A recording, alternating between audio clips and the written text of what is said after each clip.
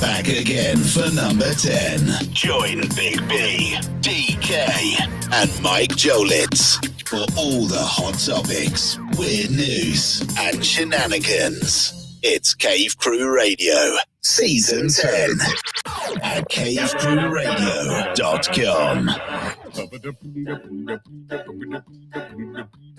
Gather round, ye lads and lasses, set ye for a while, and hearken to me mournful tale about the Emerald Isle. Let's all raise our glasses high to friends and family gone, and lift our voices in another Irish drinking song. Consumption took me mother and me father got the pox. Me brother drank the whiskey till he wound up in a box. Me other brother in the troubles met with his demise. Me sister has forever closed her smiling Irish eyes. Now everybody's died, so until our tears are dried, we'll drink and drink and drink and drink, and then we'll drink some more. We'll dance and sing and fight until the early morning light, then we'll throw up, pass out, wake up, and then go drinking once again. Kenny was killed in Kilkenny, and Clare she died in Clare. Tip and Tipperary died out in the dead year. Shannon jumped into the river Shannon back in June. Ernie fell into the urn, and Tom is in the tomb. Cleanliness is godliness, me Uncle Pat would sing. He broke his neck a slipping on the bar of Irish Spring. O'Grady, he was 80, though his bride was just a pup. He died upon the honeymoon when she got his eye. Oh, good evening, ladies and gentlemen. Not even is it the Cave Crew Radio pre-show on a Friday night as always. It is also St. Patrick's Day, a day made for drinking and dancing and laughing and having a good time. And I'm DK, by the way. We're going to do that. Big B is here with me. Hi there. We got a big show lined up. We got apparently a very major Twitter shits, according to Mike Jolitz. We have a Mrs. B original for Drink of the Week. We have the Epicenter. We have news. We have all kinds of shit. I didn't have anything weird happen to me this week, so I'm going to go over to you. You went and saw The Impractical Jokers. Great entertainers. I know them as podcasters, but they have TV shows. They perform live. And you told me to remember this. I ran over a traffic cone. I had an unruly sandwich, and the GPS could not find me. This is what you sent me. And it was in that order, too, that these things happen. So we went to, this past Sunday, we went to go see the Impractical Jokers at UBS Arena here in New York, which is where the New York Islanders play. Great arena. Not too far away from the house, 20, 30-minute ride over there. Though you're a Ranger fan. I'm sorry? You're a Ranger fan. I mean, the Islanders are so close. They are close. They moved. They used to be at Nassau Coliseum. Nassau Coliseum was much further away. Anyway, I digress. Yes. So we get now, I had gotten the tickets, and then through Ticketmaster, you can prepay parking, which makes things easier. I don't have to park in the general parking lot and, wait hours to get out. I can just go into my spot and park. So I get there, I go down I'm in the silver parking area. Oh, good for you. Not the bronze. No, it's like emerald and silver and diamond. I was in silver. Okay. Well, hey, it's okay. Diamond was probably a big hike. Probably, what do they call that when the guy parks the car for you? Oh, valet. Valet. You don't need that shit. No, I didn't know. Silver was fine. So I prepay silver, and I get on the line to, and it's like a two-way side road where UBS, it's a private road basically, but it's a two-way private road. So, people can go in and out from the UBS Arena, and I'm in line waiting to, I get my ticket on my phone so they can scan, and the guy comes up to the window, scans the ticket, and tells me to move forward and wait behind the car that's in front of me. Now, the car that's in front of me, the guy is, I don't know if he's buying the ticket there, but it's taking forever to show this person a ticket to scan. So I'm just sitting there. So the guy that's, trying to get this family to buy tickets, tells me to back up and then go left and pull forward into the park, because the parking lot's like on my immediate left. It says back up and go over there. I said, okay. I back up and I turn left and I go. And then suddenly I hear, oh no. So I stopped the car. I get out. I don't see the cone. I walk around the other side. I don't see the cone. I get down on the ground and I look. It has embedded itself underneath my car. Oh no! You have a friend to bring home with you. So I'm trying to pull it out. And I'm not even realizing I'm in the middle of the road for parking. So I was like, all right, let me just pull into a spot. So I try to back up and go forward, and then I pulled into the spot. Yeah. But the backing up and going forward kind of unhinged it enough where it took a couple of minutes to kind of twist it and turn it underneath my car until I finally got the traffic cone out from underneath my car. I want to ask the producers of the show if we can please have as a new sound effect for next week. Yeah. We need that. So now I'm in a parking spot, so I'm not going to put it in the spot next to me, the parking lot. So I carry the cone over to where the people are taking their tickets and just drop it there. You're being a good Samaritan. Well, I don't know if so much a good Samaritan as what the hell else am I going to do with it? I'd just fucking toss the thing. I'd be so pissed.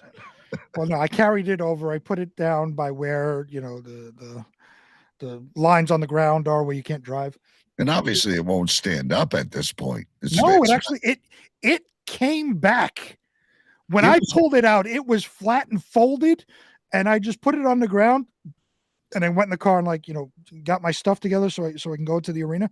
By the time I got back out of the car, the thing was straight up and down again. So cheers to the manufacturers of these cones. Oh, absolutely. Yeah. So we go in there and go into the arena, and before we go to the seats, because the show started at 5, so we were there probably about 4:30. We got into the arena, so we're gonna go get some food because it's getting towards dinner time. So we're gonna go get some food. We go to this little place, and they got the Philly steak sandwich, a foot-long hot dog, some other things, and then they have this sandwich called a Philly cheesesteak hot dog. Oh. Now, I didn't put 2 and 2 together. I'm just looking at the name and saying, that sounds wonderful. I will get that. So I go up to the counter and I order my Philly cheesesteak hot dog. Now, what they do is they take the foot-long hot dog and they put hunks of shaved meat all on top. This is beautiful. And then top it with liquid cheese. Oh. Now, in and of itself, it sounds wonderful. And they give it to you in the, when you go to any event, the box. The small little box to carry it in. Yeah. Did you get nachos with it or something? I got a gigantic fucking beer, but I had just the one hot dog in this box. Now we go to the seats, and you don't realize when you're buying these things, the logistics of having to eat these things in your cramped seat. And yes, when you're cramped up to the person next to you, you have this Tony Tebular sitting next to you with his elbow on your fucking stomach. Right. And you have a foot-long hot dog with hunks of shaved beef falling off of it and liquid cheese now running all over your hands. And you're trying to eat this. Did you get extra napkins? I did, and I used every single one of them. Yes. It's always best, ladies and gentlemen, when you're at an event, just a hot dog, a little bit of mustard, some onions, carry on. So it took a while, but I finally ate the sandwich. Show goes on. Show's great. We had a great time. Go back to the car. I always use GPS to go home. I know how to get home, but just because it directs you if there's traffic. Put the GPS on, and I got a message. GPS cannot find your location. Oh, fuck. Not my destination, my current location. The GPS got me there, and then when I'm trying to get home, it can't find me. So now, like I said, I know how to get home. The cone has destroyed the GPS. Huh? The cone destroyed the GPS. It had to have. Like I said, I knew how to get home, but I just use it for traffic conditions to reroute me if there's lots of traffic. But all the way home, I keep trying. It can't find me all the way home. A Gilligan's Island GPS, ladies and gentlemen. It's wonderful. And with that. And you timed that perfectly. I was watching the clock. I give you credit for that. He doesn't get enough credit, ladies and gentlemen. Now I'm going to hit the play button on Pulse Talk Radio and our little radio thing, and we're going to go live with the rest of our show. It's going to be a great time. Tell your friends, share the stream. Let's go. Air traffic control, bringing New York. Roger that. Bringing Canada. 10-4. Gentlemen, we have liftoff. Bam! We are back again for number 10. Cave Crew Radio, Season 10. Let's go. CaveCrewRadio.com. This is radio. Cave Crew Radio. There was a time when the world turned their back on men. Men with a dream and savage yearning within them. Legions compelled by passion that knows no boundary. A consuming flame that defies plausible explanation.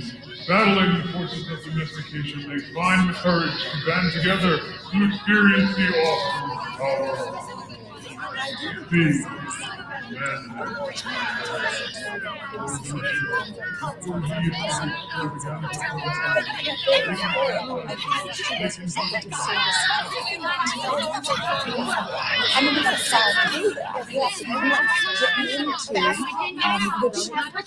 I say this with all due respect. Shut up! Shut up! Shut up! Shut up!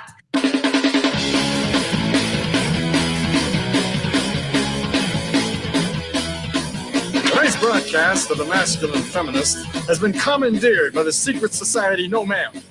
Gotta go to a place like a shot and a beer, steak, man. Saying we can stop, get pancakes, and then we'll get laid, all right? Why do you drink ice cold beer on a hot day? Mr. Clayman, what else are you gonna do with it? To alcohol, the cause of and solution to all of life's problems. The Yankees are champions of baseball. It's a power fly goal.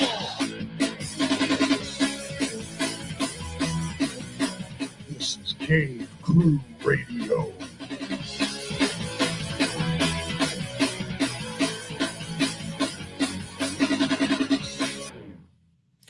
Good evening, ladies and gentlemen. It is Cave Crew Radio.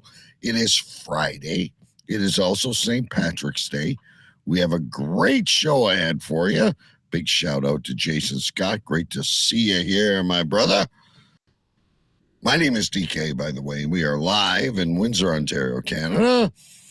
We are live on Pulse Talk Radio. We are live on CaveCrewRadio.com, YouTube, and Facebook. And we are available wherever podcasts can be found. Now, ladies and gentlemen, if you did not hear the fantastic story about the squashed cone, the unruly sandwich, as we like to call it, you will have to go back to YouTube or Cave Crew Radio on the video and watch that if you're listening to us on podcast. But we do have a big show ahead for you, just for you, including a Mrs. B original drink, a very special Twitter shits. Mike reads the news. We have news. We have Talking FLA. We have all kinds of things in store for you, time permitting, of course. But before we do that... And now, he is the king of the sovereign county of Urain-Stench and Stenchlandia, the commander-in-chief of the Water Gypsies, the self-proclaimed president of the United States, a university graduate, and always the epicenter of something. Ladies and gentlemen, His Royal Highness Big B. Yes, live from Queens, New York, I am King B, King of Stenchlandia and the Water Gypsies, your president-elect of the United States of America, and as always, the epicenter of something. This week, I am the epicenter of doing all things magical at work. Magical? As in like David Copperfield? Well, others think so. Let's just say that. Or Houdini. So, as you know, I work in IT. Yes. And I'm in IT support. So if people have issues with things, they get me on Slack and say, "Hey, my computer's doing this. I can't fix it. Help me." And most of the time, the fix is to close the program and reopen it. Yeah, a simple reboot. So I get these a lot where we have I work for a coffee chain, and we have an ordering platform, and sometimes the people in the cafe can't get in. So the fix is to log out, clear your cache, and restart the browser. And so they're on a cloud server. Yeah, basically. Yeah, everything's through AWS. Which, for those that don't know, is Amazon Web Services. Everything's through AWS. So close your browser, clear your cache, log back in, and suddenly I get OMG. OMG, ladies and gentlemen. Hang on just 1 second. We got an OMG. We love when we get an OMG. OMG. Now, my favorite one by is... the way, Big B, for those people that don't know, is, oh my God. That's right. Yeah, OMG. With OMG. 4 exclamation points. Yeah. Now, my favorite one is is this written in Korean, by the way? It is not. Okay. So my favorite one is, now we've all gone on websites that don't have an SSL. SSL is a secure socket layer. Right. So it's not secure. So if you go on show has that. It's not secure. Right. So you first go onto the website, it'll tell you this is not secure. We advise that you don't go further. So I get this window. I said, okay, just click on the next, whatever the link is to, continue settings, whatever. And on the next page, usually it says on the bottom to, continue to site. Click on that. Your site comes up. You're good. Sometimes, though, it doesn't, and there's nothing there.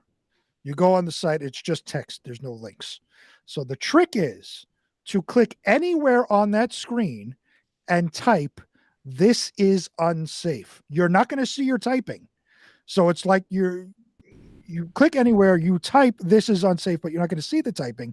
You hit enter. Who am I sending this to when I write in invisible ink? You're just typing it on the page that you're on. Right. You type "this is unsafe" and click enter. As soon as you hit enter, the screen pops up. OMG! OMG! You're a magician. I do magical things. Now, the reason I'm telling you all this is because I had my yearly review this past week. Oh, I hope you got a raise. I had it, when was it? 2 days ago? Yesterday? Whatever the fuck it was. Yesterday, it might have been. Yeah, yesterday. I had it yesterday. And nothing but praise, because I do magical things. What a thing to have written on your yearly review. And yes, I got a raise. Good for you. Was it in yen or dollars? It's an American company. We just have cafes in Japan and Korea. I got you. Okay. Most of them are here in the U.S. But California-based company. These conference calls with the Korean and the Japanese guy that are very polite and speak English, and then yell in some foreign language to the rest of the people around the board table. Yes, when we have to, yes. But it's a California-based company. So, but yes, that is all of that leads up to my review, which was wonderful. And I am detailed, and I do magical things, and this and that, and I got a raise. Good for you. And ladies and gentlemen, the grumpiest man you'd ever meet, if you know him personally, but obviously he knows what hat he's got to wear in what situation. I play the game like nobody else can. I am an angry, mean person, but when it comes to work, I am the most pleasant person you will ever meet. I once had somebody say that in my previous job that I can't get mad at you because you are too charming. Prince Charming. There you go, ladies and gentlemen. He just needs to remember to hit the mute button when he says, "You communist fucking Korean piece of shit." I never say that. But if I do get angry, well, it's funny because we do most of most of my support is on Slack. So people will Slack me, and obviously they can't hear me or can't see me. So I'm cursing at them as I'm typing. Right. But my You're typing like, "You is dumb very piece of shit." Oh, without a doubt. Yeah. But my typing is, please do this, please do that. Thank you. Have a wonderful day. I know how to play the sun is game like always no other. shining. The I sun know how to is play always- the game like no other. The sun is always shining on scratch, ladies and gentlemen. All right. So I don't really have anything. I had a very challenging week of people that don't want to come to work. Mm-hmm. They like to ask for raises and bonuses and all kinds of stuff, but they leave me high and dry. Very long week for me, but I'm here. It's the weekend. I'm going to enjoy it. Finally taking the dogs in for their spa treatment tomorrow. I'm just doing filler, ladies and gentlemen, waiting for Mrs. B. I'm not sure she's aware that she has a fucking segment. She is Anyway. aware. Lily had her surgery, so she doesn't have puppies, so we weren't able to do her regular nail cutting. She's a little overdue. Not her fault, just a play for a little gal. So tomorrow, bright and early in the morning, we take them for their spa treatment.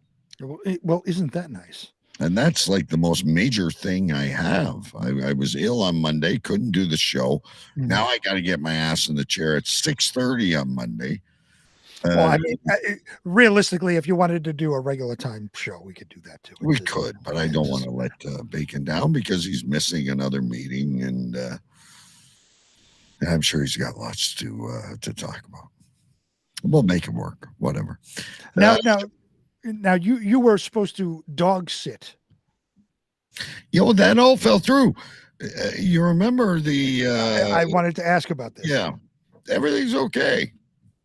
So without going into details, there was an incident last week. We discussed it off air, but the people that were kind of involved in the incident, you were supposed to dog sit their dogs the next day. Yeah. Two of the individuals didn't go. So there was no dog. The three of us went out to dinner. Had a very nice dinner and watched the Leafs lose a hockey game. Yeah, so everything's cool. We'd have to ask Bacon on his end, but I haven't heard any flack from anyone. So, and my passport has arrived. Mm-hmm. I renewed my passport, and they said 10 days, and it was accurate. So in April, in the middle of the week, end of March, I'm going to see the Leafs and the Panthers.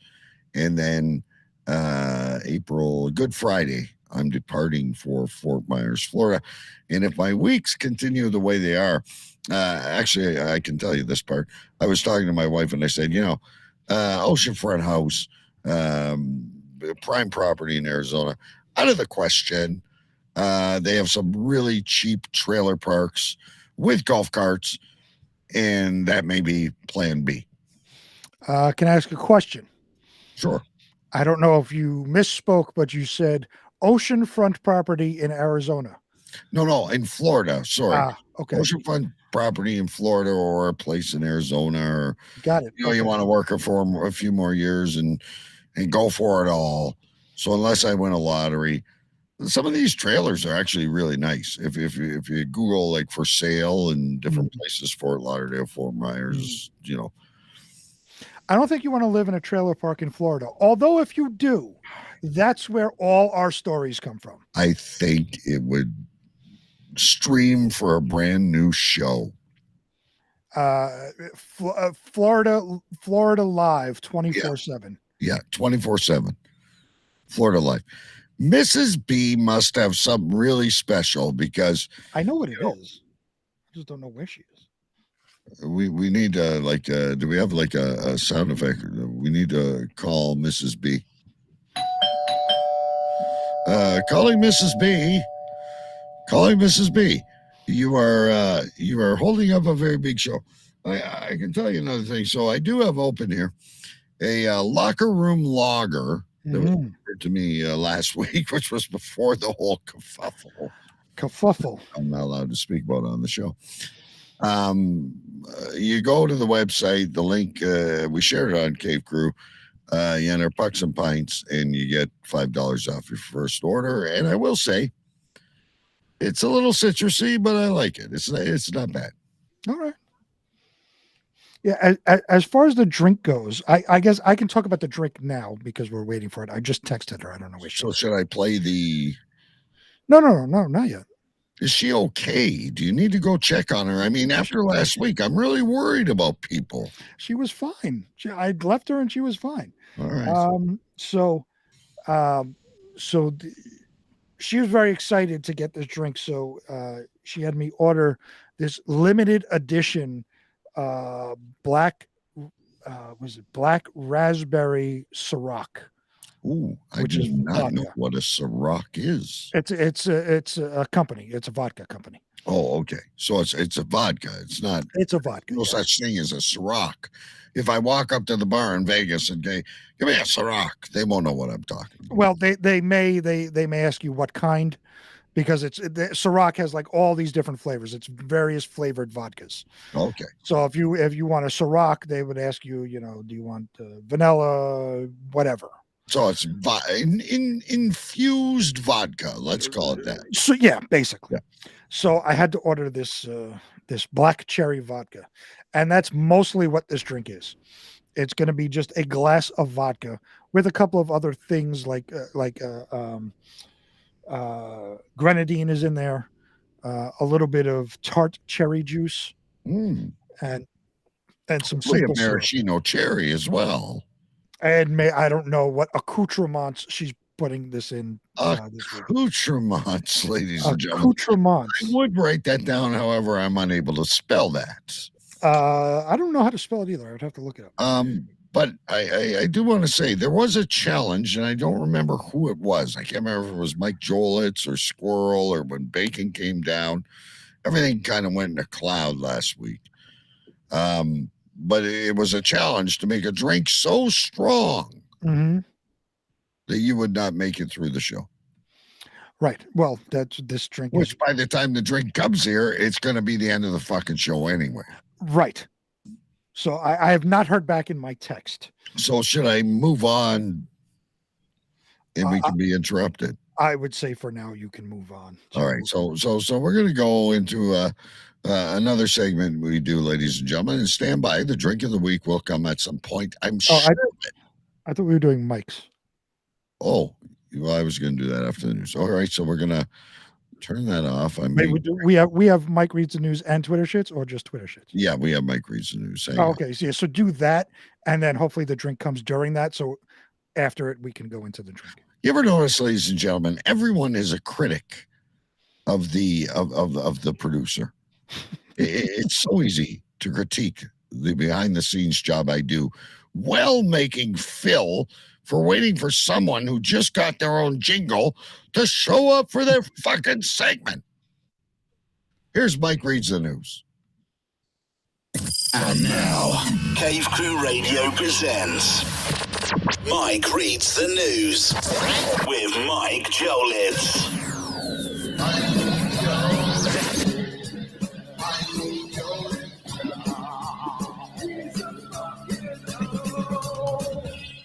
Hello, Cave Crew Radio. How are you doing today? Hello, DK, and hello, Sir Big B. Man, I hope you guys are doing well. Hope it's a good show so far. Guys, today is March the 17th, and now it is time for Mike Reads the News. Man is suing Buffalo Wild Wings because he says the boneless wings are just chicken nuggets. You get it wrong, but where's the personal damage? T-Mobile bought out Mint Mobile from part owner Ryan Reynolds and others for over $1 billion. Nice. Def Leppard drummer Rick Allen was assaulted when he went outside to have us. For those that don't know, Rick only has one arm. Jamie Lee Curtis won an Oscar for a movie I will never see. Congrats, but whatever. She's going to refer to her statue as they, them.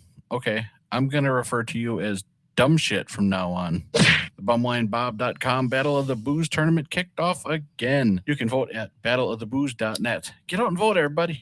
Diplo announced that he is a vibe guy when commenting on his sexuality.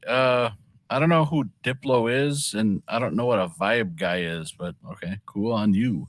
The Montreal Alouettes of the CFL have been sold. They got a case of Moosehead and 2 bottles of maple syrup for the team. And finally in the news, there's a rumor going around that Sting and Stuart Copeland are planning a lawsuit against Choo Choo Stew for copyright infringement over the use of Every Breath You Take in Choo Choo Stew's Podcast Factor theme song. Cave Crew Radio may be named in the suit as well. Keep your ears open for more updates.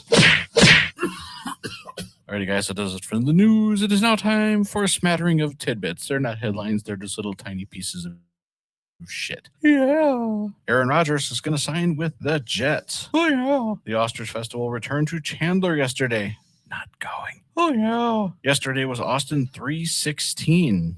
I don't know how you celebrate that, but somebody did. Oh, yeah. And finally, in the tidbits, Aaron Rodgers is not going to leave for the Jets. I couldn't help myself. Yeah. Alrighty, guys. Well, that does it for this. Mike reads the news. Hope you guys have a great show. Later. Tschüss, ciao, and auf Wiedersehen. Bye-bye.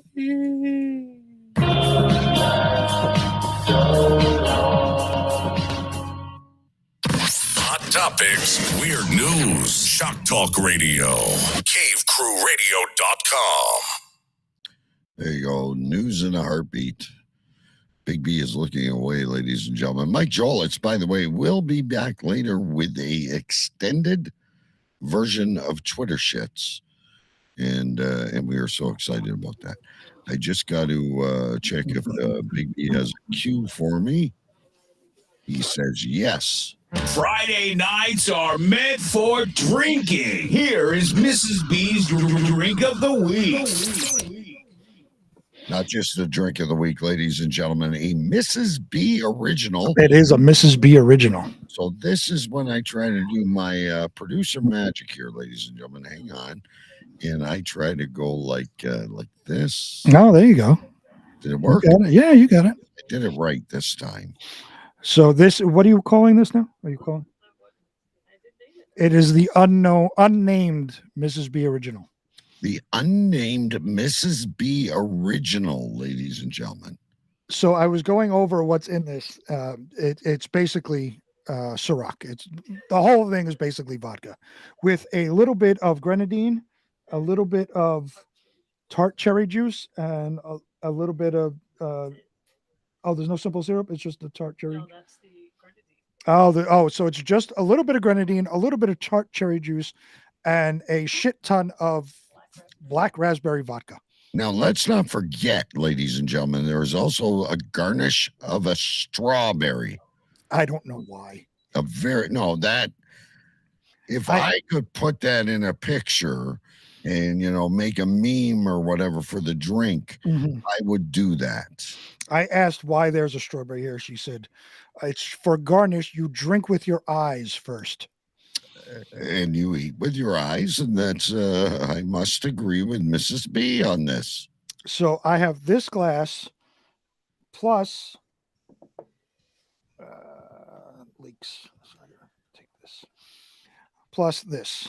Oh, so you may very well be sleeping with one foot on the floor. You may finish the news tonight, probably. Okay, I'll be here. I'm always here for backup. I'm used to doing Phil. Can you ask Mrs. B a question? Hold on. We have as she was walking away before I called her back, she said she's going to call it a berry bomb. Oh, berry bomb. I like that. Can you, before she walks away? Yeah, she's here. Pretend you're the translator with the Orientals. Mrs. B, why were you late for this segment with such a simple drink? Oh, no. Well, that was explained. So the question is, why were you late for the segment with the simple drink? And it was explained because my youngest son, he always sees the drinks being made, and he wants to be involved in anything that we're doing, whether it's like, mixing a rub for like, brisket or whatever we're doing in the kitchen. He wants to be involved. So he obviously can't be involved in making alcoholic drinks, but he wants a mixed drink of his own. Oh, So my wife, and this happens every week. So my wife had to make him his own drink, which was simple syrup and tart cherry juice. Nice. She is the queen of the Shirley Temple. The queen of the Shirley Temple, you're being called. So hello, yes, Facebook user. Great to see you.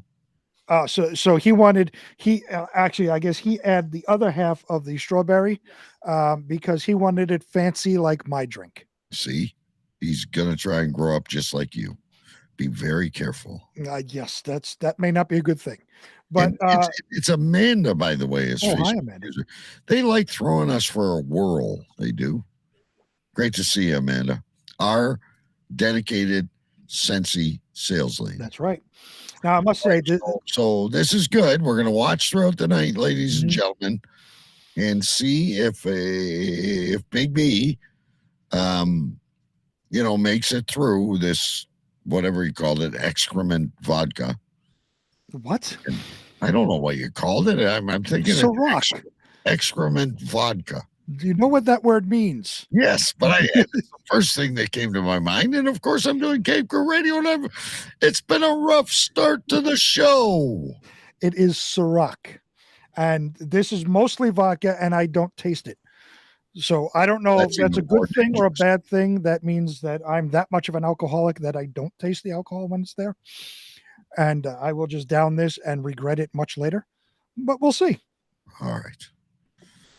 Now it's time, ladies and gentlemen, to go into this week in the news, and we've got some pretty cool stories for you up ahead. And don't forget Twitter shits and Talking FLA coming as well.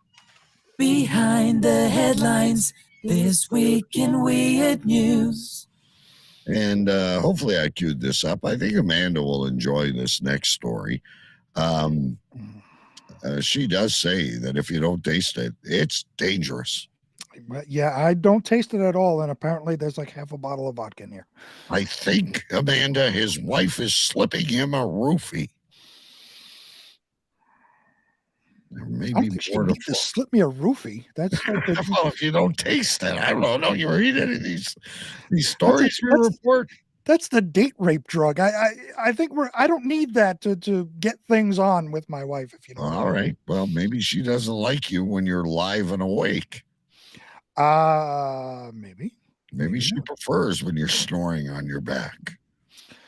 Wouldn't that be great though? Because you're asleep, you won't have to do shit. I can't feel it or remember it. I mean, I'm getting older. I savor every moment.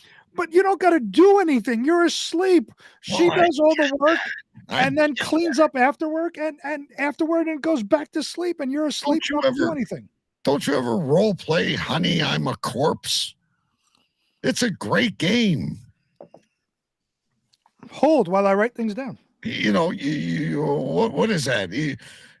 All the rigor mortis goes where the Viagra is, and you're a corpse. You just lie there, and you still enjoy it because you're not getting roofed. Wow. Just a short lesson. Ladies and gentlemen, after that, we need to go to church.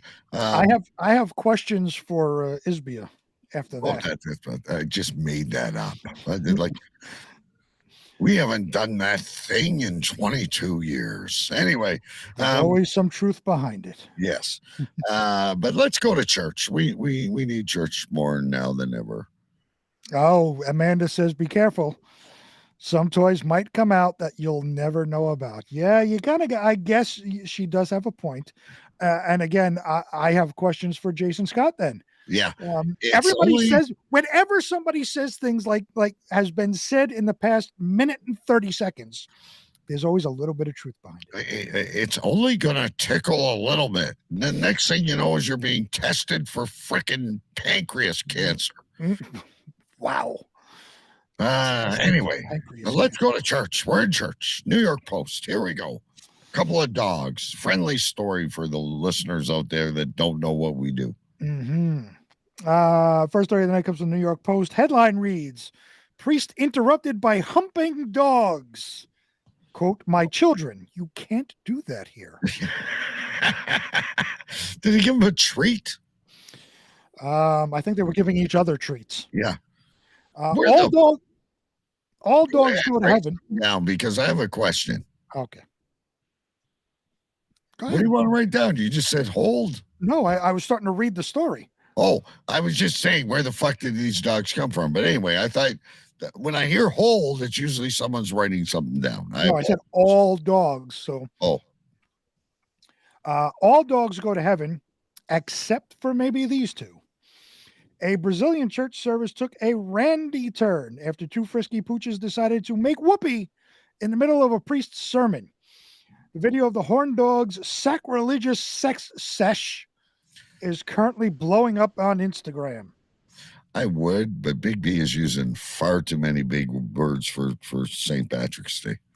You want me to write it down? Yeah, you write that down. I will write it down. Like, what do people do? They bring their dogs and say, "Stay, bunny. You stay. No church. Bad. You stay, bunny." Just curious. I mean, where these dogs come from. And obviously they haven't been fixed. They're not taking advantage of the local humane society and, spay. Do they have a local humane society in Brazil? Do I look like I've ever been to Brazil? I'm about as pale as a fucking Eskimo. You could have been 35 years ago. The tan would have worn off by now. If I went to Brazil, I would have stayed there.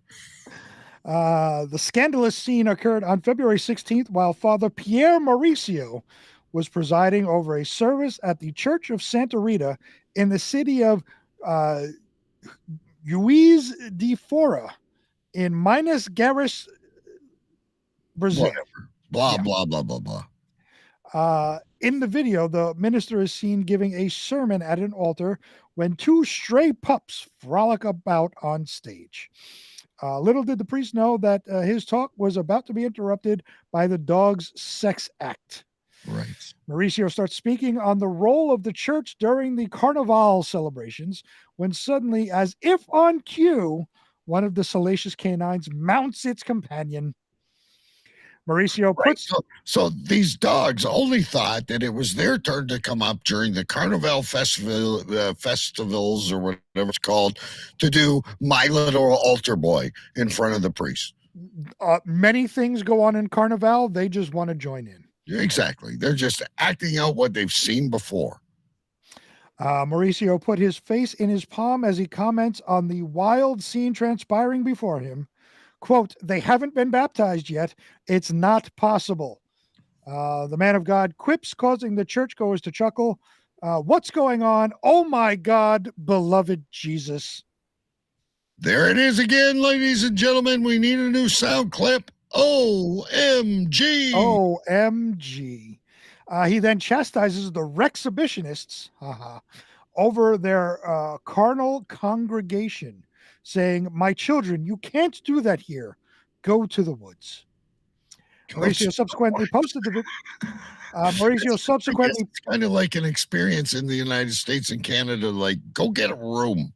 Yes, basically. Yeah. Mauricio subsequently posted a video of the canine canoodling to his 100,000 followers on Instagram, garnering many reactions from amused commenters. How many does he have? 100,000 followers. He's a priest. We can't even get to 10,000. Maybe we should do religious sermons with dog sex acts. Stay tuned, ladies and gentlemen. Quote, "The things that only happened to Father Pierre," said one fan, while another wrote, "God bless Father Pierre." Quote, "Even the dogs have affection for the Lord," quipped one Instagram commenter. "How beautiful, little angels. Adopt them, Father," urged another. To which Father replied, "I've adopted them." Well, thank God, because I was thinking that's kind of like the Dalmatians at a fire hall. You take those dogs and then they'll hand out the bread at communion or whatever. I don't know. Pierre later posted a selfie in which he could be seen holding the two furry church crashers under his arm after changing out of his robes. This isn't the first time tomfoolery has transpired at a house of God. In 2021, a New York City infant redefined baby shower after hilariously taking a whiz while getting baptized at a Greek church. We need a video of this for the Cave Crew Radio Facebook group. Beautiful story after all the terrible things we were talking about, ladies and gentlemen. Now, this next story will wake you up if you've had a few drinks here for St. Paddy's Day. I got a prelude into this, Big B. I'm a major fan of this. And the UFC is getting involved in it now. A major promotion from what's his name, the head of it. Dana White. Dana White, right? I was going to say Dana Carvey, and I bit my tongue. Dana White is full behind this. It's all over Instagram. It's all over TikTok. If you haven't, you just follow these various things, and there's nothing better than when you're having a bad day than the slap fights. And I do have a short video when you're ready as well, baby. And yeah, I've seen what originally when I saw this was this big Russian dude that just slapped the bejesus out of some kid at one of these events. The next story comes from the AP News. Headline reads: "Slap fighting, the next big thing, or unsporting stupidity." The competitors stand rigidly upright with their hands behind their backs, waiting to absorb a brutal slap to the face. When the open-handed blow is delivered, there's a sharp report, and the reaction can be dramatic. Some fighters barely move, while others stumble backward or fall to the floor. Some are knocked out. UFC President Dana White is selling slap fighting as the next big thing in combat sports, putting his money and the resources of one of the world's foremost mixed martial arts organizations behind the Power Slap League. Ooh, the Power Slap League. You know, I do have a question while you take a breath. Mm-hmm. Like all these other sports, like, you know, we do the hockey show and there's, you know, all the other major sports. They're so worried about freaking concussions. Mm-hmm. This must be a completely unsanctioned event. That is incorrect. Oh, it is sanctioned. Okay. The Nevada Athletic Commission has sanctioned the league for competition in Las Vegas. Of course. "It's a home run," said White, who is among several UFC officials involved in the league. Some slap fighting beatdowns have gone viral, including a video from Eastern Europe showing a man who continues to compete even as half of his face swells to seemingly twice its size. Right, he's the human gourd. Such exposure has led to questions about the safety of slap fighting, but particularly the risk of chronic traumatic encephalopathy, or CTE, or eye twitching. CTE, that's the brain disease that swelling of the brain that football players have been known to get, and then like commit like suicide and things like that. Great. We're going to have 10,000 Chris Benoits running around the planet in another 6 months. Well, he did have CTE, but he was on roids, so that was roid rage. CTE is a degenerative brain disease believed to be caused by repeated blows to the head. A former chairman of the commission, which regulates combat sports in Nevada, says approving the league was a mistake. Oh, yeah. I got a video here if you're ready. Sure. So here, ladies and gentlemen, is a recent video that I found. Mm-hmm. And I know it's a black screen right now. Bear with me. Of the 5 top slap knockouts. I can't wait. So you'll understand a little more what we're talking about here. God damn. It's like Bruiser Brody, that guy. Oh, the chicks are getting involved too, and she got knocked the fuck out. The dyke just got, holy shit, she did a somersault. Ooh. Oh, good night. I love the sellies. Oh, that dude came from down below. Yeah, there's got to be rules about how you can slap. Like they need some. Oof. Freaking can that guy. Guy's intimidating him with all those head tattoos. And not a chance, ladies and gentlemen. Not a chance. So now you know that's what we're talking about with the slap fight. That's crazy. You got to be so full of yourself or so desperate to do that. But I got to admit, Big B, one of my favorite things is when the guys come in with, there's another guy who has his face tattooed and his eyeballs are all black. And he's staring at the guy like he's in the zombie apocalypse. And this guy fucking whiffs him so bad. I think his tattoos got wiped off his face. Oh, that Russian dude, at least I think he's Russian. He's European for sure. The Russian dude, I mean, he slaps people into the next hemisphere. Yeah. He is monstrous and like is got to be the OG champion of this. He's league. probably from Siberia or something. It's if you research this enough, little ladies and gentlemen, and I'm not trying to dive into darkness, but there is the men, there's the women, as you saw as well. There's also the little people. This is bigger than any of you expect. Oh no. And this is why. Well, why else would Dana White be involved? Guy's got one of the most popular podcasts out there. He's a UFC, head of UFC, which is, a lot of people's favorite sport at this point. Well, he says, and I'm skipping way down. White says, apparently there's a TBS reality show called Power Slap: Road to the Title, and apparently bears out the popularity of what many say is still a curiosity. So apparently they're getting big ratings on this reality TV show on TBS, which I would get. So I need to find that.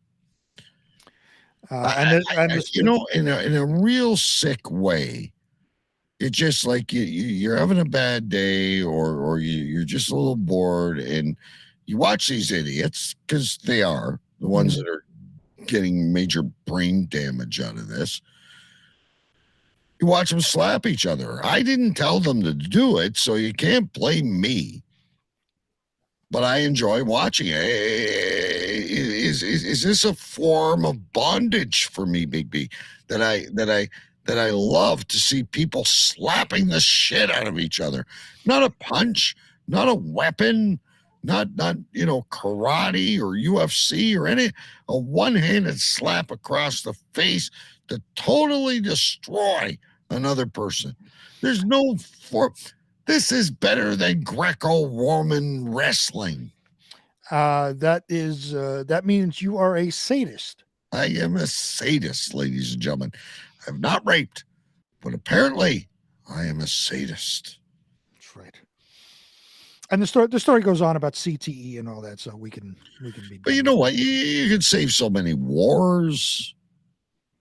You know what I mean? Like, I don't know. I really like that. You can certainly get out the aggression if you were in a consenting slap fight match. Before I go to the next story, ladies and gentlemen, we got to do a quick. Can we get an update on the strength of the vodka and your sobriety to continue on with the show? Well, I'm down to that from the glass. Ladies and gentlemen, I may be, improvising for the last 10 minutes of the show. Thank God I saved Twitter shits. Can I tell you? Now, I drink a lot. I think we've sown over the years that the amount that I drink. I don't taste the vodka at all, but just sitting here, I'm feeling it a little bit. And I've told you about this before. Why I don't do a lot of liquor is beer. You drink beer. You can drink 5, you can drink 20, but you got to get up and pee. And that getting up and pee is a test. It's almost like doing your own ride program, right? Oh my God, I finished my beer. I got to pee. You got to get up. Can I walk to the bathroom? Okay. Like the little deer in Santa Claus is coming to town, or am I banging into walls and maybe I should have a glass of water? Problem with booze with me is it makes you stop peeing. Really, it kind of dehydrates you a little bit, so you don't have to pee. So you can sit there for 3.5 hours drinking straight shots of tequila or whatever the hell you're into, and then you stand up, and you don't need to be in a slap contest because you're face first in the bonfire. But but here's the thing. With liquor, like, if I'm drinking this and I still have my beer, I may not even finish my beer. But with liquor, you're not going to wake up with a hangover. With all beer, that sugar, you may. With beer, you are going to get hungover like a motherfucker. Now, see, beer never hangs me over. Oh, so the worst hangover is you mix in the drink, the sugar in the drink, Ryan Coke, vodka and orange juice, whatever. That's what makes me hungover. It's not the booze. It's not the beer. The beer doesn't hang me over. It might be a little gassy. No, the beer, like, I've woken up far too many mornings completely hungover, and not from doing this show, but years ago. And it was always beer hangovers was so much worse than if I was doing whiskey or mixed drinks or whatever. If I was doing like we used to do, and I had it on this show a couple of weeks ago, we used to do Alabama Slammers. Yes, the Alabama Slammer. And, we would be drinking that all night and go home. You're fucked up. But the next morning, you're okay. If I'm sitting there drinking the equivalent, beer, the next morning, I can't get out of bed. My head is pounding. You want to keep your eyes closed. You want to vomit. Alcohol straight. If you're drinking just alcohol without beer, you're going to be fine. Well, and I would agree with that to the point of draft beer. But bottled beer never hits me that way. Well, beer is beer. I mean, I don't know. Draft beer is kind of freaky stuff. Anyway, he's refilling his drink, ladies and gentlemen. But we're gonna go to a love story of sorts next. Both Big B and I thought that we had covered this before, but I really, after looking back at pictures and whatnot, think this may be a trend. That this is a brand new lady who has this affliction. And I love how she spends time with her lover, which you're going to find out about in just a minute. Quick update before I get into the story. So the shaker had a full other glass in it. So I'm finished with the shaker. I've poured everything into the glass. All right. So we will update before we go to another segment, ladies and gentlemen. The next story comes from the New York Post. Again, it reads, "I'm in a sexual relationship with airplanes." See, I think the other story, she was just in love. I don't mention penetration from the wing or the bow or the whatever it comes from. Okay, like I said, I just remember. I remember something like this day. Right, but even the date on it says March 6th, 2023. Yeah, this is a new. There's more than one. I'm telling you. I guess so. Her love of airplanes really took off. A woman in Germany has revealed she's now in a sexual relationship with aircrafts, and she has taken 30 mini vacations in the last year just to share the skies with her soulmates. God, so is she like having a mini plane in her seat, and you could be sitting next to her trying to enjoy a tea and listen to a podcast, and she's masturbating at 30,000 feet? So like when you're in the airport and you go to the shop, you get chips and a magazine or whatever. There's always that one small section for the kids with the toys and the toy airplanes. Exactly so what is she buying the toy airplanes and then fucking herself with those airplanes? We're surmising again, but I agree with you. I think this might be true.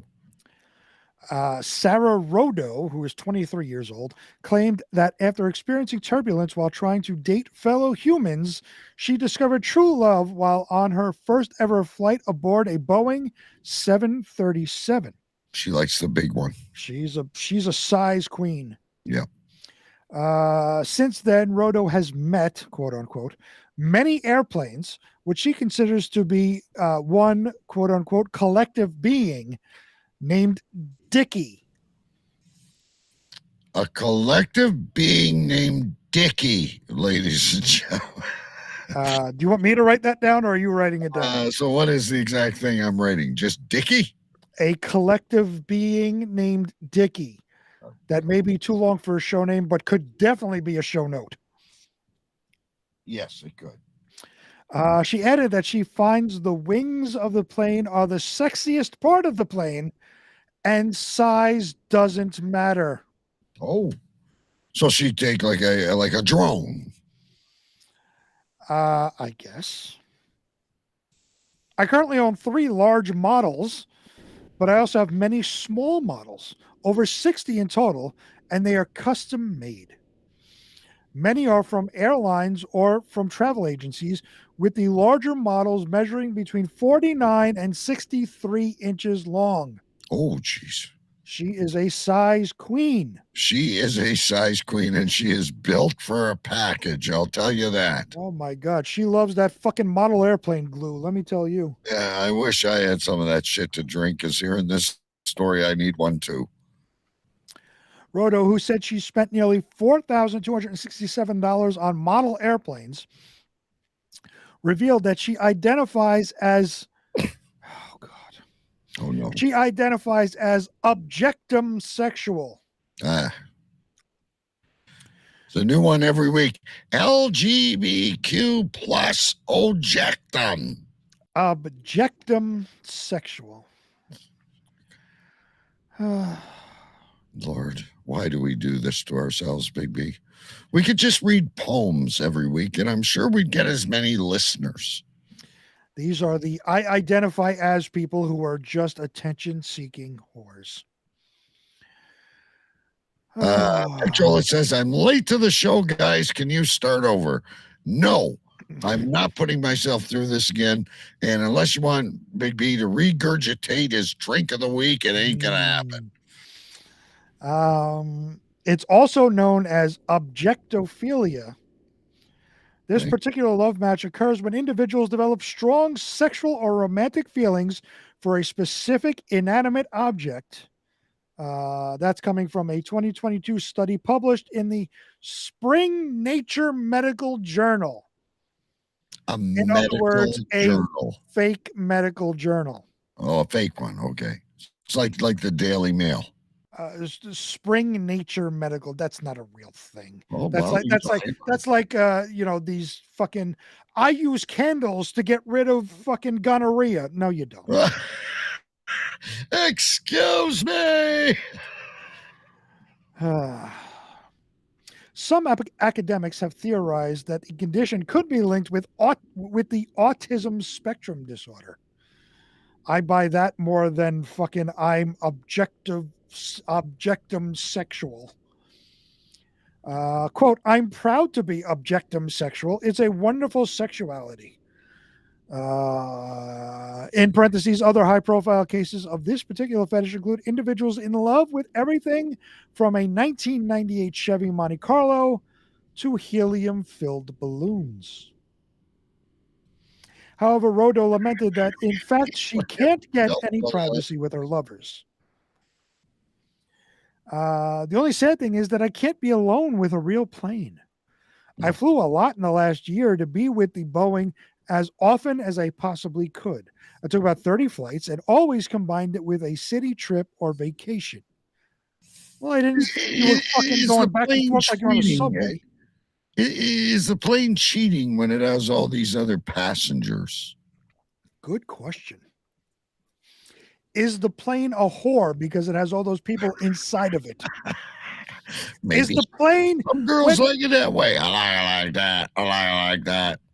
Yeah. When the plane gets boarded by other individuals, is that considered a gangbang?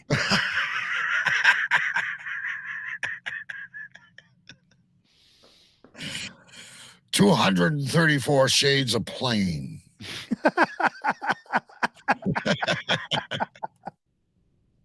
Hold while I write things down. Oh, come on. It's not that good. I mean, like, in all reality, I don't mean to interrupt the show. It just popped in my head.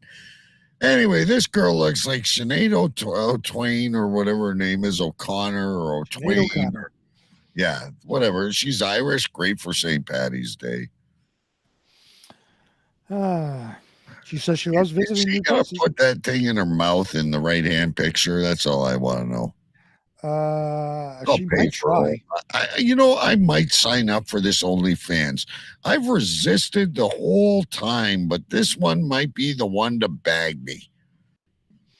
Plain love. With my love, I've traveled to Stockholm, Malmo, Copenhagen, Budapest, Vienna, and Paris. Roto said, I also often visited Katowice in Poland as a day tour. Nice. She even has a tattoo of the plane on her arm. If you want to Oh, hang on. We got to see that. But that's here. Hang on. I'm not anywhere near that. I don't even know where you're located.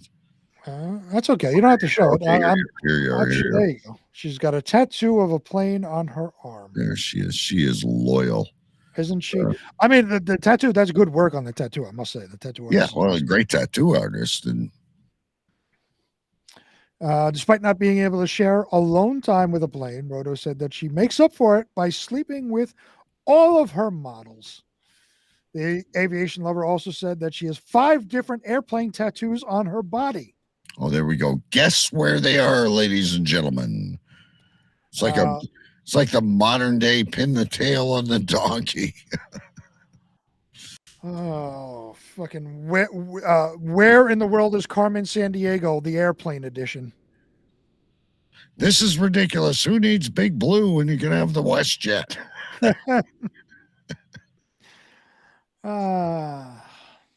Roto says she's met a new plane that might give her main squeeze a little competition. The size queen says I've also got a new bigger model that looks like Dickie. But he has Once you go 747, you never go back. It has more detailed wings. His name is Charlie. Fuck Dickie. Charlie's bigger. It's a fucking 767 Airbus. I want to hump that Airbus. Charlie the Airbus. Once you go Airbus, you never come Gus. That's what we say here, ladies and gentlemen. Oh, my God. Oh, Lord. Are we done with this yet? This actually goes on for more, but I'm can't going to be take done any with it. more. But she tops the other airline girl. I'll give her that. Real quick, I'm just scrolling down to the end. Apparently, there was a 37-year-old Arkansas man identified only as Nathaniel who revealed that he was sexually attracted to a 1998 Chevy Monte Carlo. See? Hey, there's many things in the world, ladies and gentlemen, that we still need to explore. I guess. But this next story, it's closer than home. It's a reflection in the mirror. It's right there within you. Gotta find it. Hold on, give me a second. This young lady, ladies and gentlemen, married and divorced herself. I have an opinion on this. Okay, I'm sure you do. And I will give my opinion after I read it. This next story comes from the Daily Mail. It says, I married myself, but 24 hours later, I was considering divorce. I just couldn't take it anymore. A woman who married herself has instigated divorce proceedings after spending just one day in her own company. Wouldn't you love to be on that jury? Well, I don't know if there's a jury. No, but I mean, if there was a court and they summons you to jury duty, like a lot of it's really boring. Bob ran a stop sign or, like whatever.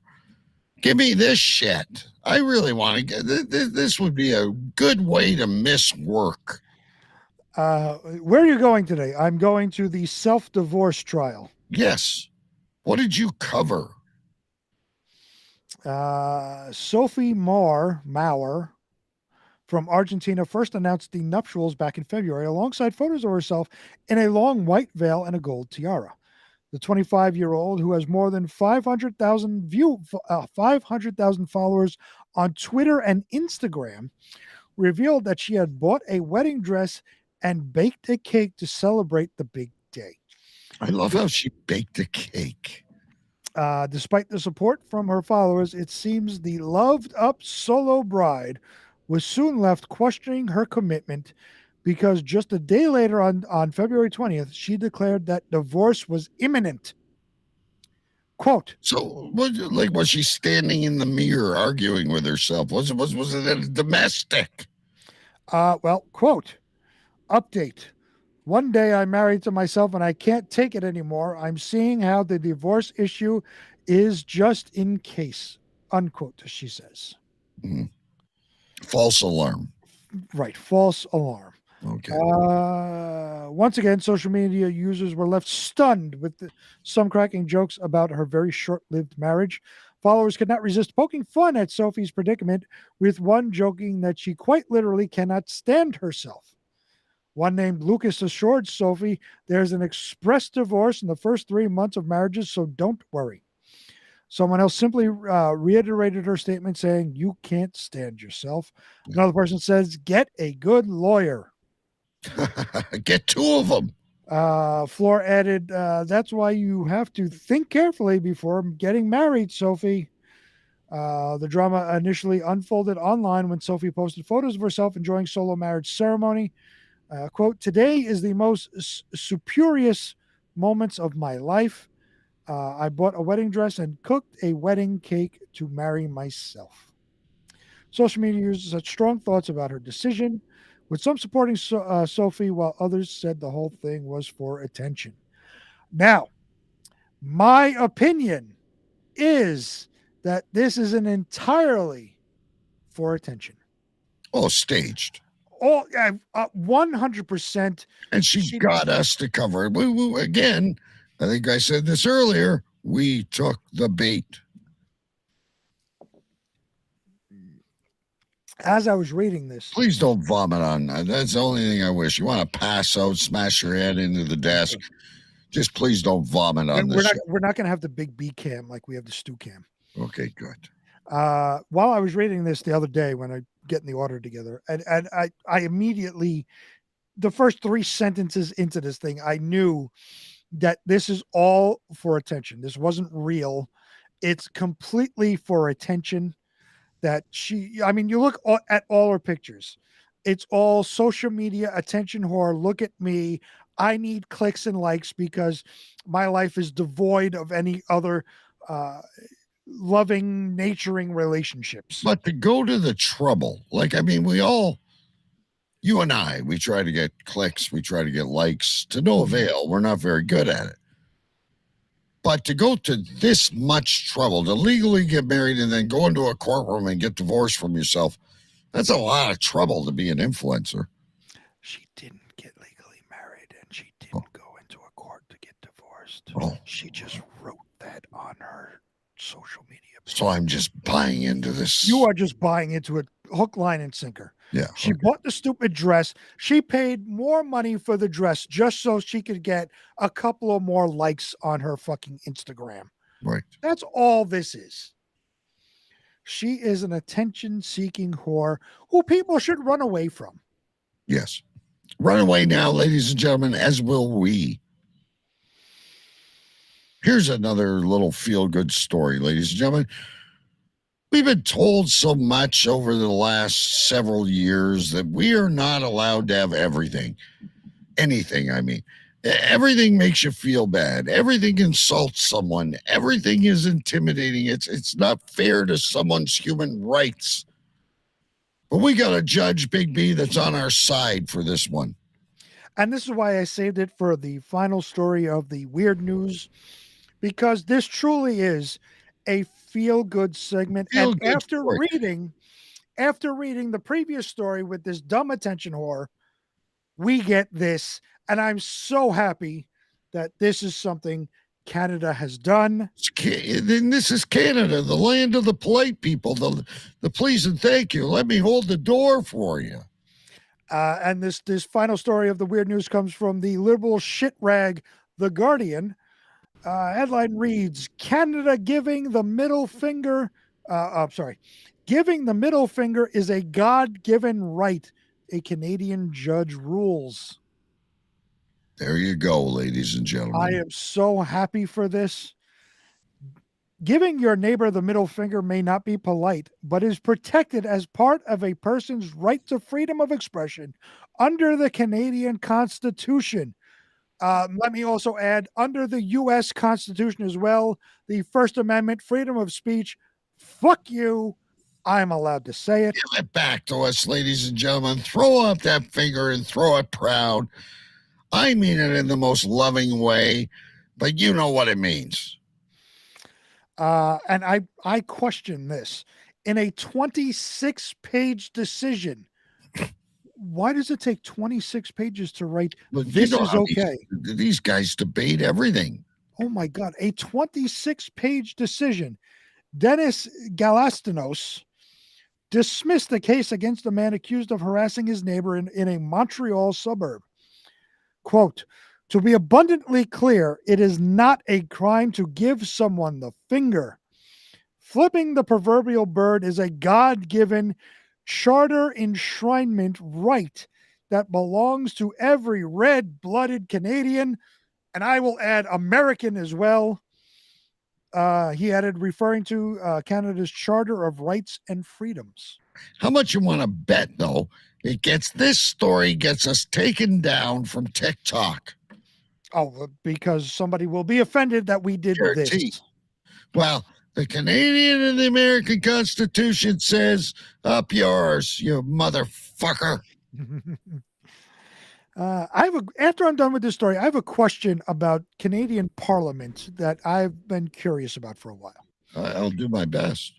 The accused, Neil Epstein, a teacher, had been arrested by police in May 2021 for uttering death threats and a criminal harassment against his neighbor in Beaconsfield, Quebec.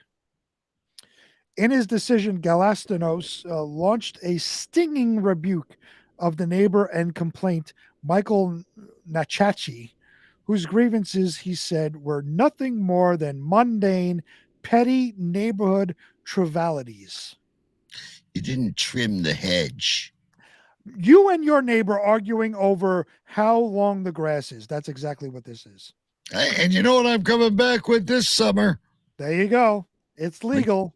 My God-given right. Nachachi, right in your face, motherfucker. Nachachi had previously accused Epstein of assaulting his parents in March 2021, a claim the judge dismissed outright. The focus of the case happened later that year, however. In May, Epstein testified his neighbor held up a handheld drill and said, quote, you fucking crazy neighbor, you dipshit, you're fucking dead. Can you do that again? That would be great in one of our audio dramas. The neighbor said, you fucking crazy neighbor, you dipshit, you're fucking dead. While holding a drill in his hand. He's fucking holding a DeWalt in his hand saying you're fucking dead. Lord knows if there's any power in that lithium battery or not. Was his fucking neighbor Mike Holmes fucking holding the DeWalt yelling? What the fuck? You fucking dipshit. In response, Epstein told him to fuck off and proceeded to give Nachi the finger. Yes. As he walked away. Video evidence taken from CCTV footage clearly shows that Epstein is looking in the complainant's direction and giving him the finger. Yeah, like, fuck you. You're trying to kill me with a drill. I'm giving you this back. Sometimes with both hands. Yeah, take this 747, brother. Fuck yourself. Yes, go fuck yourself. Later that day, Epstein returned home to find police officers waiting for him. They arrested him for uttering death threats. Galastinos' view, however, was that... How is that uttering death threat? Is this like a sign language for uttering death threats? I don't know. Well, no, he uttered death threats when he's holding up his DeWalt saying you're fucking No, dead. it was the other guy that did that. Oh, that is true. That's right.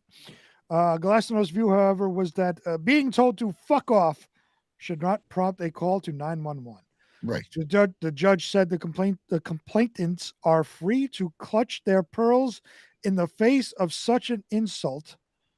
However, the police department and the 911 dispatching service have more important priorities to address. Right. The middle finger gesture, Glasnost ruled, may not be civil, it may not be polite, it may not be gentlemanly. Nevertheless, it does not trigger criminal liability. Again, it may not fuck all follow y'all. Queensberry rules. It might not follow Queensberry rules, ladies and gentlemen, but it is legitimate. It's a tool you have in your belt. And the other one I'd like to add to that, Big B, to the Constitution of both Canada and the United States is this. Oh, there you go. How about this? Do you know this? That's another good one. Another good kind of Italian, but I like it. That's the Brooklyn. That's, hey, Fungool. Yeah, I ain't Fungool. By the way, Fungool, ladies and gentlemen, fuck you. That's right. That's Brooklyn all the way. That's you go Queens and Brooklyn. Hey, fuck Fungool. Yeah. He added that despite common vernacular, cases aren't actually thrown out, but that in this matter, the court is inclined to actually take the file and throw it out the window.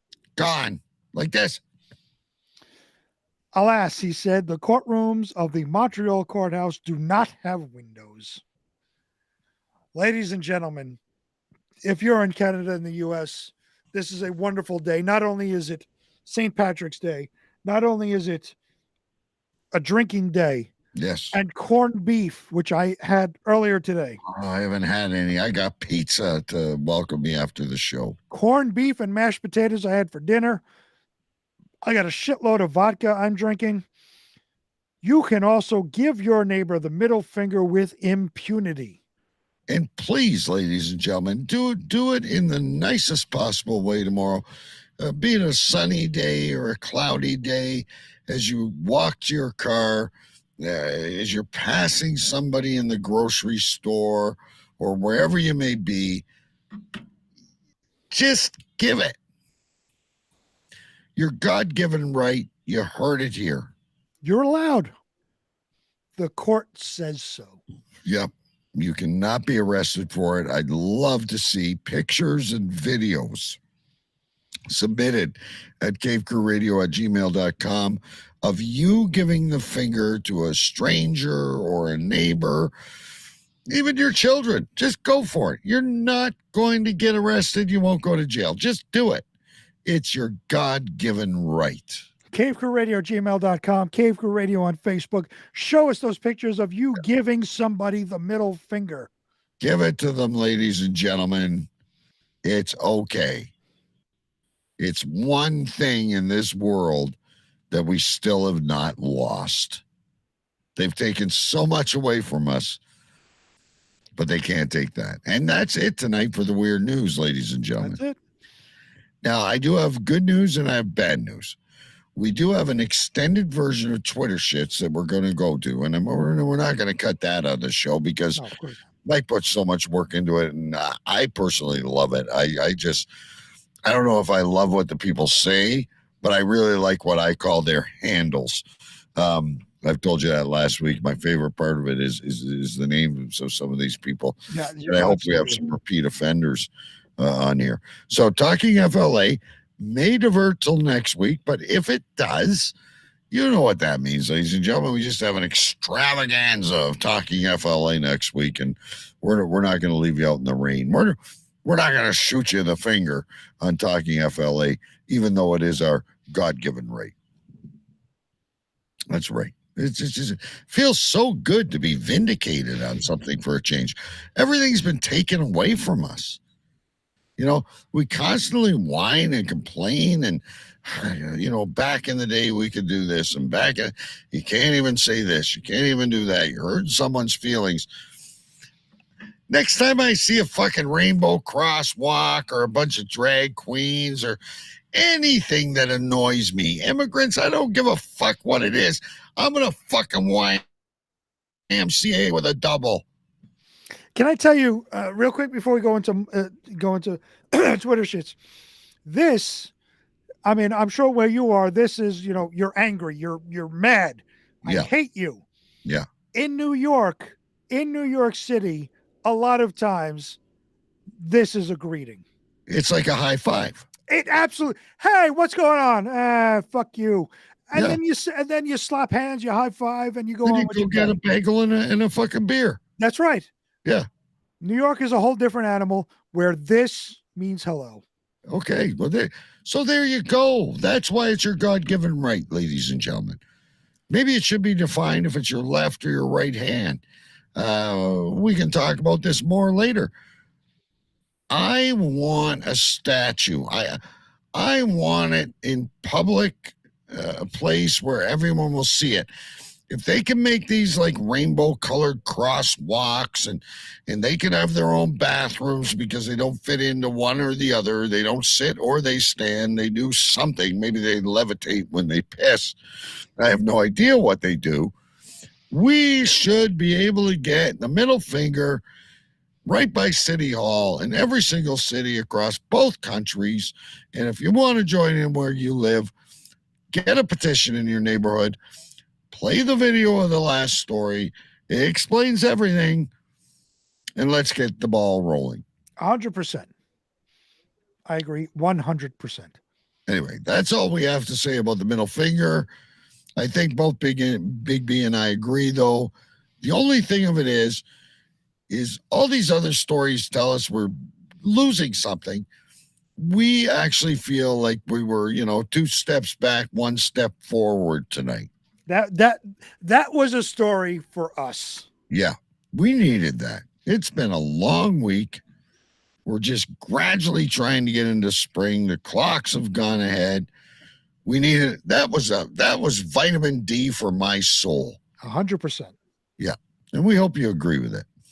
But right now is another awesome segment, and I know Mike, when he contacted me yesterday, I believe, that this is the big one.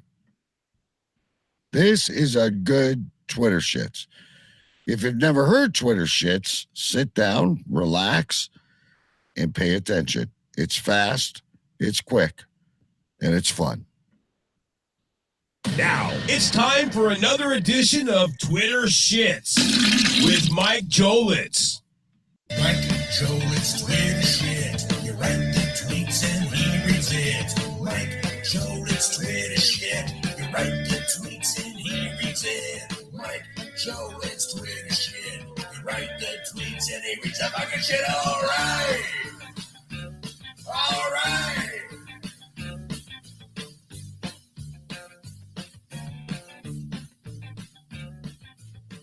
Hello, everybody, and welcome back to another episode of the Twitter Shits. Alrighty, guys, this Twitter Shits is very special indeed. It's my 8th episode or something. No, anyway, I'm just kidding. So, guys, today's Twitter Shits is about the WNBA. I know, yawn.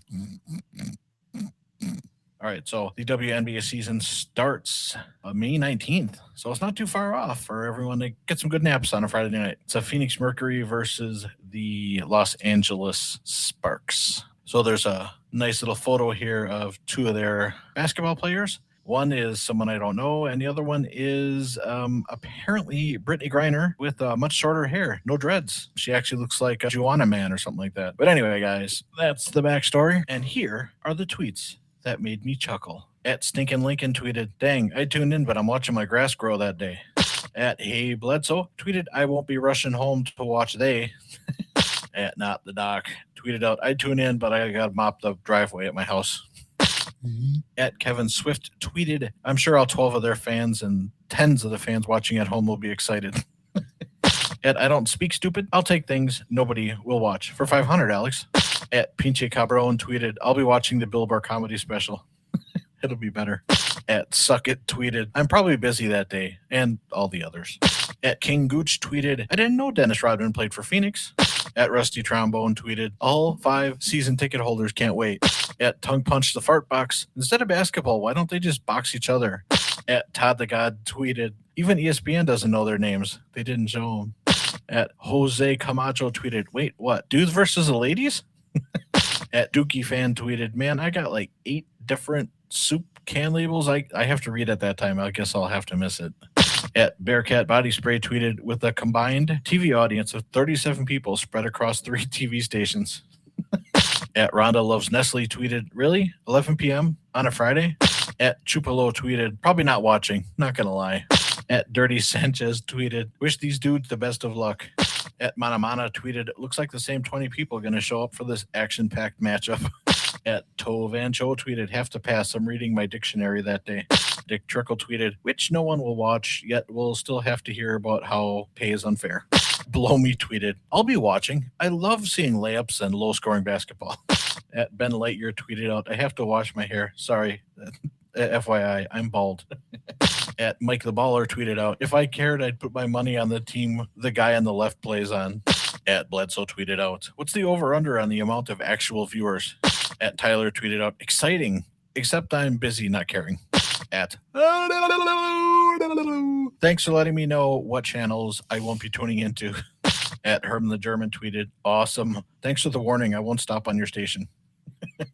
At Tom Cousin tweeted, is this going to be on the regular ESPN or will it be broadcast on the Ocho? JW tweeted, man, with this exposure, they'll reach hundreds of people. At Danny G tweeted, I'm willing to wager that XFL ratings will be higher. At Billy Passed Out on the Floor tweeted, that's the same day as the pickleball championships. I can't watch. I can't miss that. At Dick Gagne tweeted, gonna take my jar of coins to Coinstar so I can get courtside seats. At Joshua Muncher, Griner about to go off for 12 points, 7 rebounds. At Dick Cameron tweeted, I'd rather watch an Amy Schumer special. At Gilbert's Not Dead tweeted, when did they start playing professional women's basketball? At Kenny Got Talent tweeted a picture of Gilbert Gottfried. Brittany Griner looks like Gilbert Gottfried. At Are You Not Entertained tweeted, I heard 30-second ad spots are selling for $9.99. 90% of the spots are still open. At Brandon's a Homo tweeted out, what's the WNBA? At Geek of the Week tweeted out, slap fighting gets more viewers. I'll watch that instead. And finally in the Twitter shits, at Robert, this is like the XFL of professional basketball, right? No one watches. All right, guys, so that does it for this, the Twitter shits. I hope you guys have a great one, and I will be back next week. Mike Jolet's Twitter shit. You write the tweets and he reads it. Mike Jolet's Twitter shit. You write the tweets and he reads it. Mike Jolet's Twitter shit. You write the tweets and he reads the fucking shit. All right. All right. I am going to start a new segment following Twitter shits. Unfortunately, I just thought of it not in enough time. But my new segment is the top 5 Twitter handles of the week. Unfortunately, I only have 4, ladies and gentlemen. Forgive me. It was a brainwave that I had. Number 4, Bearcat Body Spray. There you go. Number 3, Stinkin' Lincoln. Number 2, Billy Passed Out on the Floor. And ladies and gentlemen, the number 1 Twitter handle of the week, Rusty Trombone. There you go, ladies and gentlemen. Might I add, I was thinking of the along those same lines. I didn't write anything down, but what sticks with me is Dick Trickle. Yeah, Dick Trickle and Bud is Gay or so. I couldn't write it down quick enough. And I recognize the name. Are You Not Entertained? Apparently, yeah. Are You Not Entertained replies a lot in these Twitter shits. So I recognize that name. Again, ladies and gentlemen, let us know on Facebook, on Twitter, at Cave Crew Radio, cavecrewradio@gmail.com. What was your favorite Twitter handle? I think we need to contact some of the repeat people that appear on Twitter shits, because what Mike does is he does random topics. This was phenomenal, by the way. Yeah, this one was absolutely phenomenal. But he does random topics, so he doesn't you won't stick with the WNBA. He'll go to other stories, and sometimes the same people, like I said, like I recognize, are you not entertained yet? I recognize that name. They'll respond on other Twitter tweets. So you remember again, we've talked Glass years number ago. 2. Excellent. Great job. Now I have a shot of peanut butter whiskey to wrap things up. God, I'm drinking this. But you remember back in the day of the now defunct and dead All Radio X, a radio station. We were pioneers on as separate entities, and then we ended up joining together during its downfall. But there was a show called Beyond the 140. Yep.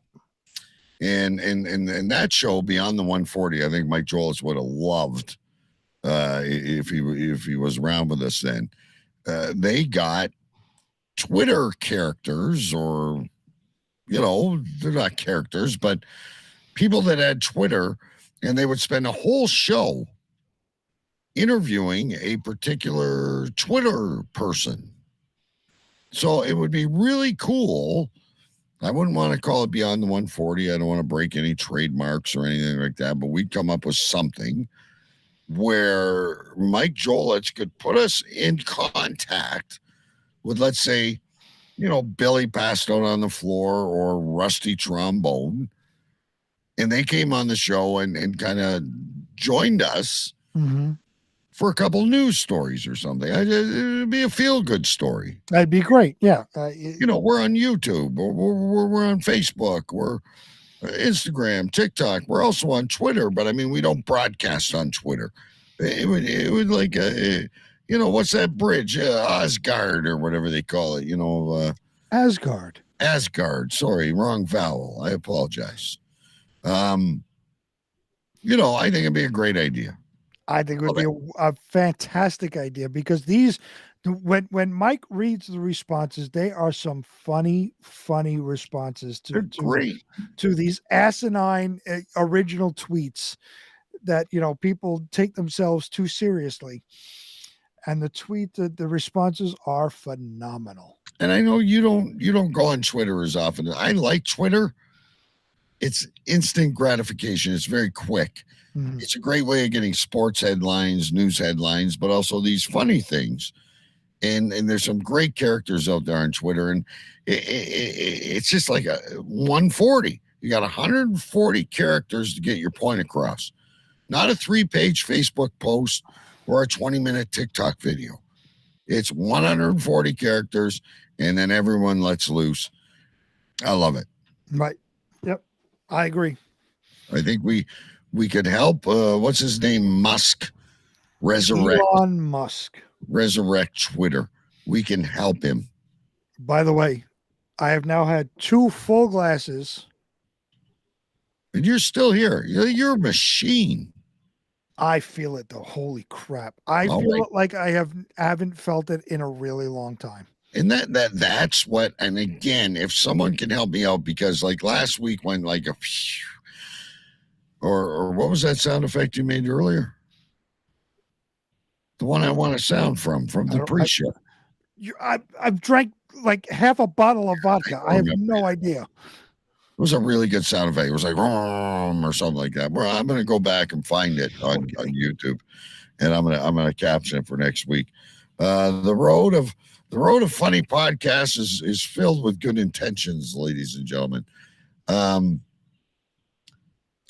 Facebook user, you are 100% correct. Yes. I am too drunk to remember. I don't remember doing a sound effect. And here's the other part. I've only been drinking beer, Facebook user. I'm too senile to fucking remember it.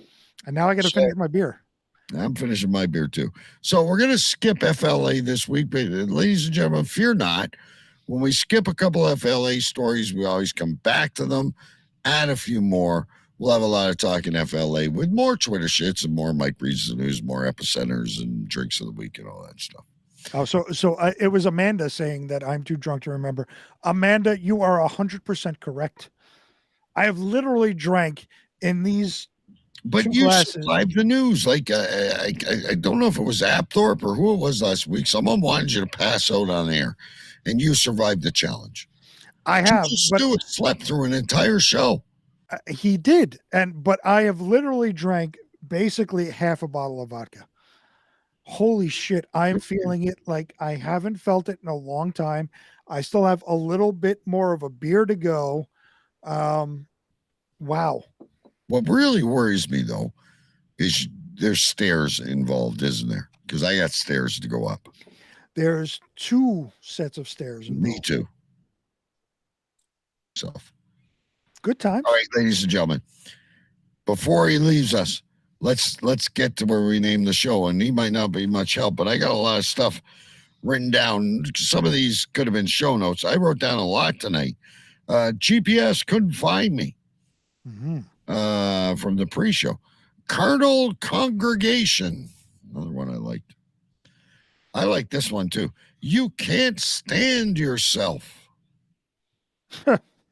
I think this was from Mike Reads the News. Rick only has one arm. Definitely reference.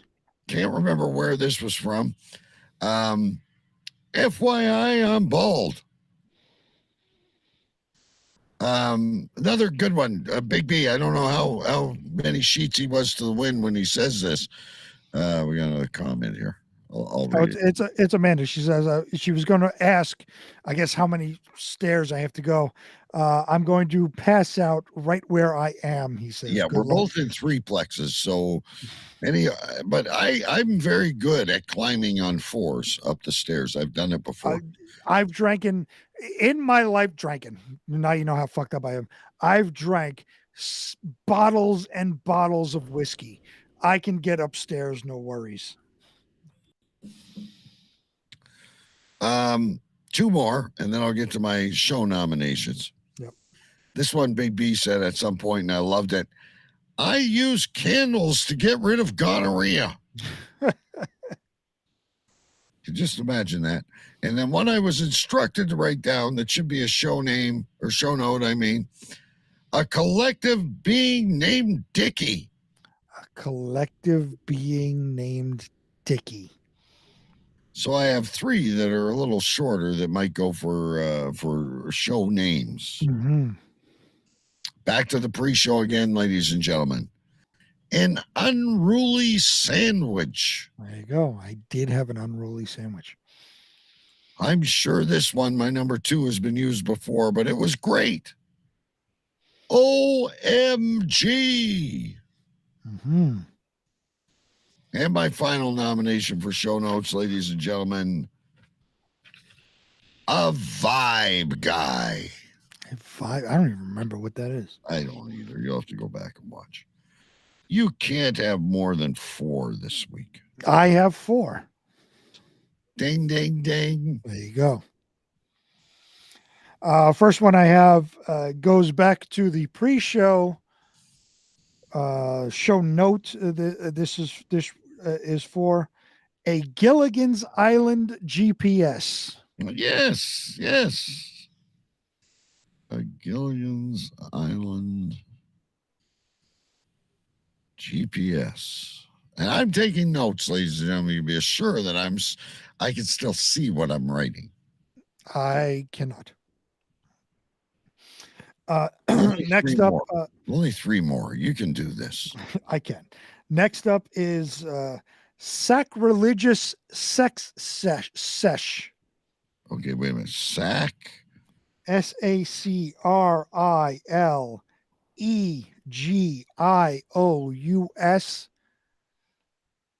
Sex sesh. SESH. Like a sex session. I like that. Sacrilegious sex sesh. Yeah. Try saying that when you've drank half a bottle of fucking vodka. And my God-given right, fuck y'all. Yeah, I love it. Say it 10 times. Number 3. I can't say it once. Number 3, I've gone back and forth between these 2 for show name nomination, and you said it wasn't good, but I will put this as number 2. 234 Shades of Plain.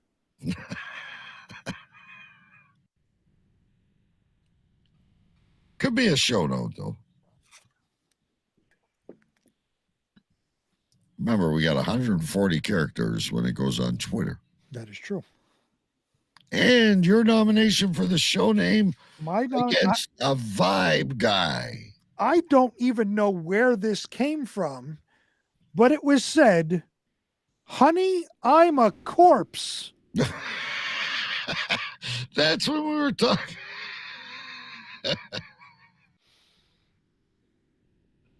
I don't even know what we were talking about. Yeah, I'll give it that. That's when we were talking about all those weird sexual things with the plane. And I said, somehow we were talking about it's best when you're lying on your back. And I said, yeah, we were talking about roofies and all that stuff. Gotcha. Yeah. Honey, I'm a Corpse. Honey, I'm a Corpse is the name of the show, ladies and gentlemen. The rest will be in the show notes. There's so many to choose from. I love it when I read the show notes on a Saturday morning with coffee instead of beer. I go, yeah, no, that one's not as good. Yeah, I'm going to go with that. Yeah, I'm going to go with that. Usually 4 make it, and 1 makes the show name. Honey, I'm a Corpse, which might be Big B tonight. Oh, man. Hopefully he's not skiing a brisket or anything tomorrow. No. I get to sleep. All right.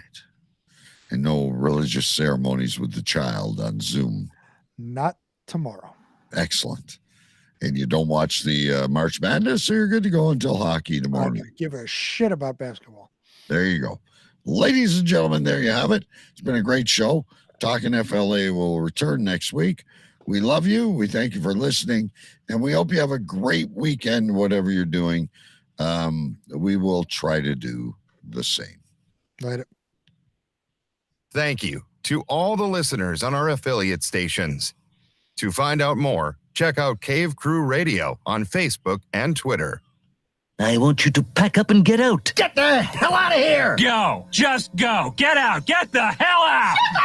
Get out! Get out! That will conclude this evening's entertainment. Shut up! Shut up! Shut up! I don't frankly have time for total political correctness, and this country doesn't have time either.